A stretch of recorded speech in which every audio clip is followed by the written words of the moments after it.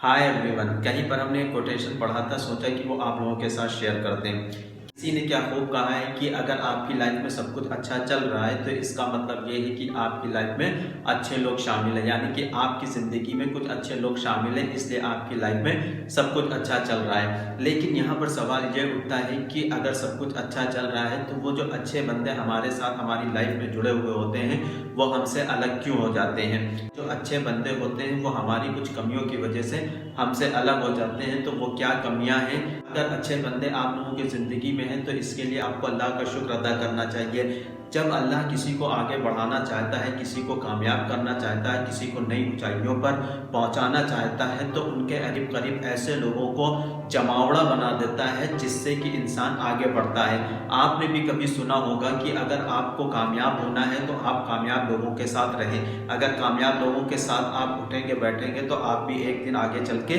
कामयाब हो जाएंगे। इसी पर उन स्कॉलर्स ने ये बात कही है कि अगर आपके करीब करीब कुछ अच्छे बंदे जमा हो रहे हैं तो इसका मतलब ये है कि अल्लाह की मेहरबानी आपके ऊपर है और आप आगे चलकर कुछ अच्छा या बड़ा करने वाले हैं। आप कुछ नई ऊंचाइयों की तरफ आगे बढ़ने वाले हैं। जब अल्लाह को आपको कामयाबी देनी होती है तो अल्लाह आपके करीब करीब अच्छे बंदों का जमावड़ा इकट्ठा कर देता है। उसका फ़ायदा ये होता है कि उन अच्छे लोगों की आदत, उन अच्छे लोगों की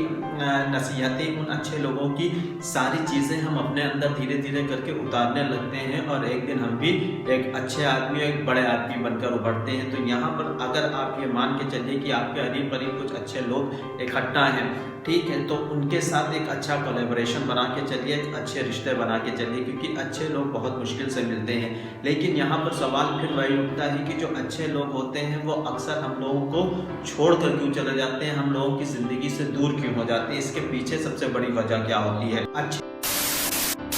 लोगों का न टिक पाना, इसकी बहुत सी वजह होती हैं, लेकिन जो सबसे ख़ास और सबसे बड़ी वजह ये होती है कि हम अच्छे बंदों की जो पर्सनालिटी होते हैं उनके सामने हम दब जाते हैं। और जब ऐसा होता है तो इसके पीछे बहुत सी चीज़ें हमारे सामने नज़र आती हैं। जब हमारी पर्सनालिटी उनसे दब जाती है तो हम अपने आप को उनसे कमज़ोर समझने लगते हैं और ऐसी कंडीशन में हम उनसे अलग होने लगते हैं। मान लीजिए एक एग्जांपल हम आपको यहाँ पर देते हैं कि मान लीजिए एक कहीं पर हम बैठे हुए हैं, ठीक है, हम बैठे हैं, बातें कर रहे हैं और कुछ ग्रुप 2-4 लोगों का वहाँ पर आता है और बैठता है। तो उसमें से एक ऐसा इंसान होता है जो कि अच्छी पर्सनालिटी का है।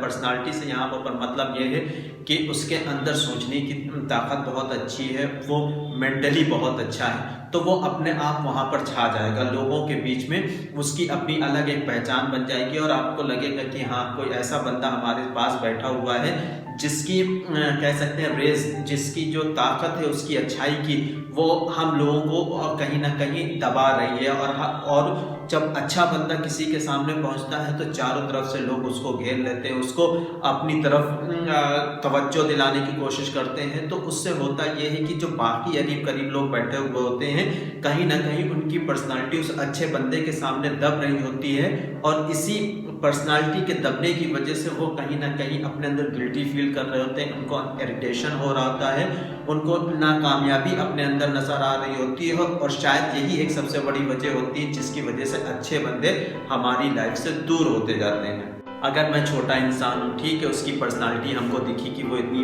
ज़बरदस्त पर्सनालिटी का मालिक है और वो जहाँ पर भी जाता है तो वो छा जाता है। बिल्कुल उसके अंदर एक एनर्जी है, एक अच्छेपन की अपनी एक ताकत है जो कि सभी चीज़ों में सबको बराबर से वो दिखाई देती है और उसकी पर्सनालिटी के आगे दूसरे की पर्सनालिटी दब जाती है। तो ऐसी कंडीशन में क्या होता है कि वो इंसान जो अपने आप को दबा हुआ महसूस कर रहा है वो उससे धीरे धीरे दूर होने लगता है। और ऐसे टाइम पर हम क्या होंगे कि उस बंदे से इरिटेट होने लगेंगे। जब किसी के सामने हमारी पर्सनालिटी दब रही होती है तो हम उससे इरिटेट होने लगते हैं, उससे दूर होने लगते हैं और धीरे धीरे करके हम उससे बिल्कुल भी दूर हो जाते हैं और उसको अपने करीब करीब अगर देखते हैं तो वहाँ से कोशिश करते हैं कि भाग जाएं कि ये कौन सा इंसान हमारे सामने आ गया और कैसे हम इसको झेलेंगे। अच्छाई की अपनी एक ताकत होती है, जिस तरह से सच्चाई की अपनी एक ताकत होती है उसी तरह से अच्छाई की एक अपनी ताकत होती है। अगर कोई अच्छा बंदा किसी महफिल में जाता है तो वहाँ पर सभी लोग उसका वेलकम करते हैं, उसका इस्तेकबाल करते हैं, उसको बैठाते हैं और उसके साथ जुड़ना चाहते हैं, उसके साथ उठना बैठना चाहते हैं, उसके साथ सीखना चाहते हैं। तो ऐसे में वो इंसान जो इरिटेट हो रहा है, जो अपने आप को दबा हुआ महसूस कर रहा है, वो उस महफिल से चला जाएगा, उससे अलग होने की कोशिश करेगा, उससे जितना ज़्यादा हो सकेगा डिस्टेंस बनाने की कोशिश करेगा। ऐसी कंडीशन में जब इरिटेट होने लगता है इंसान, तो फिर उसकी